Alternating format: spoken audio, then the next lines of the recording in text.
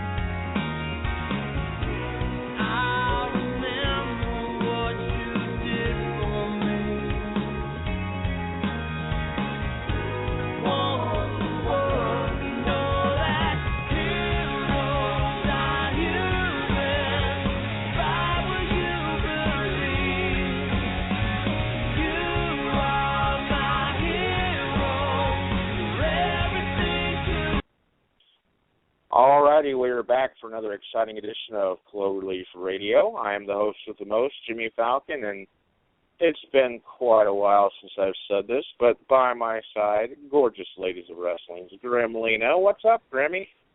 Hey, how's everybody doing? Hello? Doing good. I'm trying to figure out why this number is not working that Bruce Prichard gave me. Oh, not good. But that's par for the course with Cloverleaf. You got a gremlin back on. Yeah, but it's really weird. It's his number, and I just emailed him.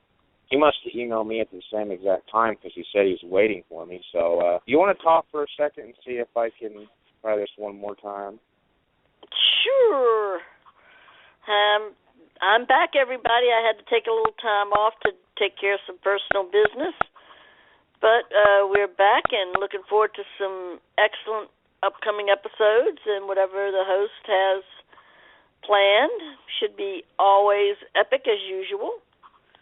Other than that, not much going on over winter. I know everybody's tired of all the snow and ice and crap. But spring is around the corner, so hopefully it'll warm up and we can all get outdoors in the sunshine and enjoy ourselves. And I hope that Jimmy gets this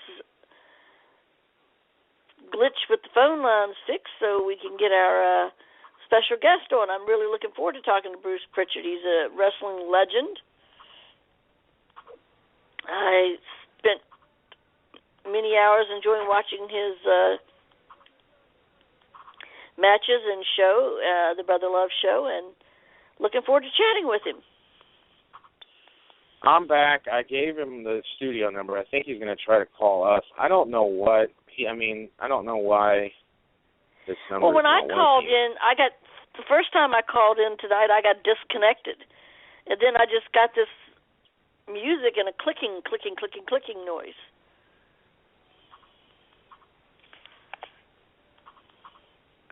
It's weird. You there, Jimmy? Okay. Yeah, he gave me the wrong number, so give me one more second. I hate when this happens. Give me one more second, and I'll have him with us. Okay, cool.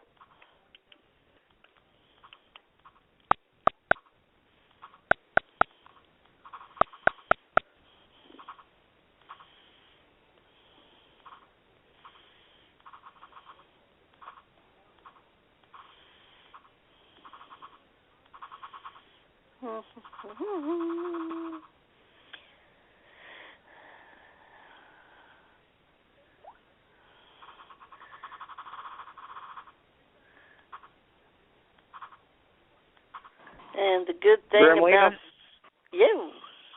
I am back, and Brother Love Bruce Prichard is with us. Well, hello, Gremlina. Hey, guys. It was my fault, okay? It wasn't Jimmy's fault. I gave him the wrong number the first time, and I'm going, why isn't this working? Listen to you guys live, and I'm hearing you talking.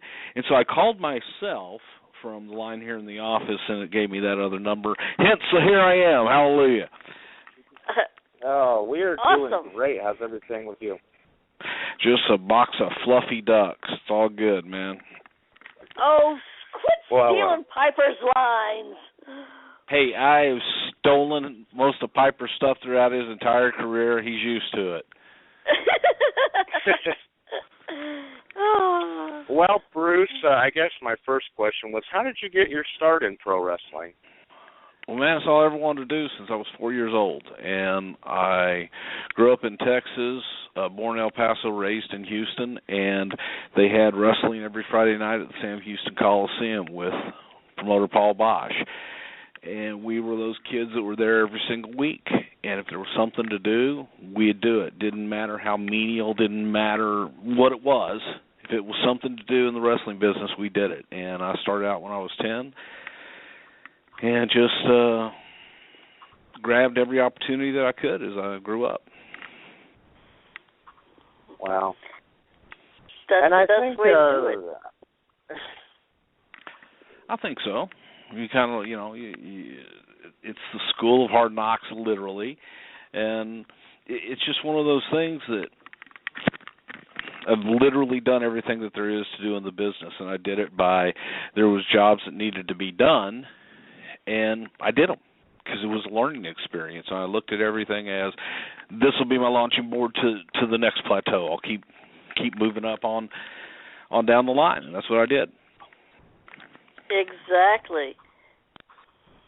And how did all this come about with you getting to join the World Wrestling, then at the time, the World Wrestling Federation? And how did everything come about with the Brother Love character? Well, the original was, it goes back, Bill Watts owned a percentage of Houston Wrestling, and Bill also at the time owned the UWF, and Bill was selling the UWF to Jim Crockett. And I didn't want to go to work for Jim Crockett. and I'd done fairly well there, and I'd made some contacts with Vince, and we had talked several times. And when Crockett and Watts made their announcement, I immediately called Vince and said, "Look, I can't do this." He told me to hold on and be patient, and I was. And he literally brought me to Connecticut without a job title, without really knowing what the hell I was going to do, and said, "Look, just come in, work in different places, and let's see where you fit." And I found my love in television, and I stayed there. So I was writing and producing the cable television, and then went on to syndication, which was the big, that was the big diamond then, long before live cable.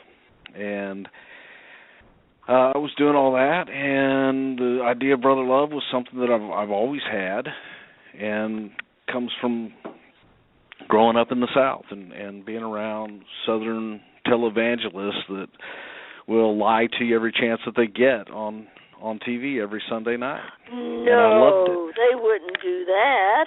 I know it's hard to believe, and for those of you, hey, I hate to burst your bubble, but they're lying.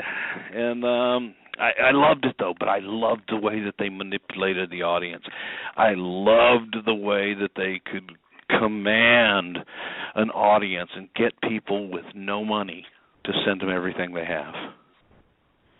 So I thought it was genius in a way. And in my eyes, I just looked at these people with such disgust that I figured there were so many people that loved that and believed in it. Why not take it and just put a skew on it and present it through my eyes? And all Brother Love was basically, how I viewed them. But I never touched on religion. I never touched on the Bible. Never touched on God. Didn't go there. But if you took it that way, hey, that's your prerogative. That is and how awesome. Did, I was curious how you got the red face. That's just high blood pressure, man. It was a face of love, man. I was full of love. I was just oozing love all the time. Well, as a true Southerner myself from Virginia, I appreciated that because I got what you were doing. Well, exactly, and the beauty of it all was Brother Love debuted.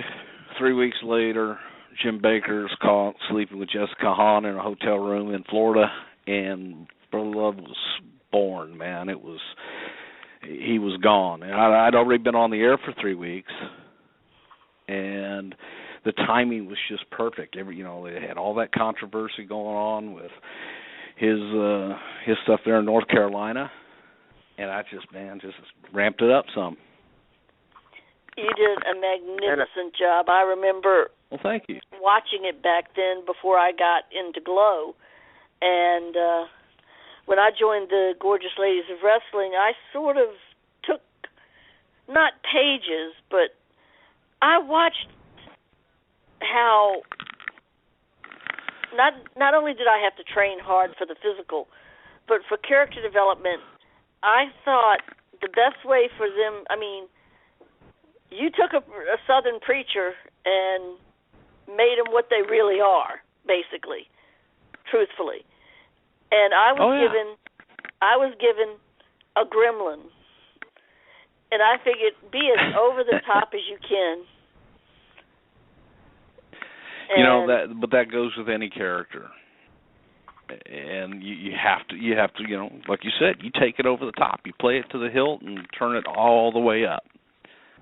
And the more like you said, the more I ramped it up, the better the fans liked it or hated me, depending on if you like heels or faces, But exactly. And kudos to you, sir, because out of all the stuff the WWF did back in the 80s when I was watching it in early 90s, you, Piper's Pit, and the Funeral Parlor were the only three of those type of shows or segments that were really worth watching other than the wrestling in the ring. Exactly, and Piper stole everything he knows